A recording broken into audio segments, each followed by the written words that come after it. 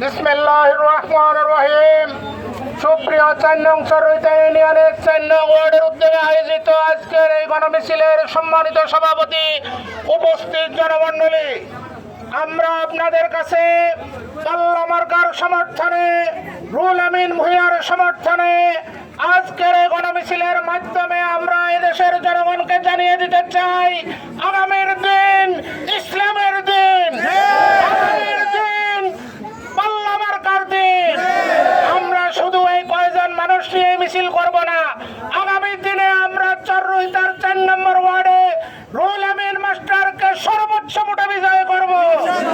এই জন্য প্রতিটি ঘরে ঘরে আপনাদেরকে দাওয়াত পৌঁছে দিতে হবে। আমরা এদেশে বিভিন্ন দলের শাসন দেখেছি, আমরা এদেশে কোরআনের শাসন দেখতে চাই। এই এলাকার কৃতি সন্তান রুহুল আমিন ভূঁইয়াকে আমরা বাংলাদেশের পার্লামেন্টে প্রতিনিধি হিসেবে দেখতে চাই। তিনি চররুইতাবাসীর পক্ষে কথা বলবেন।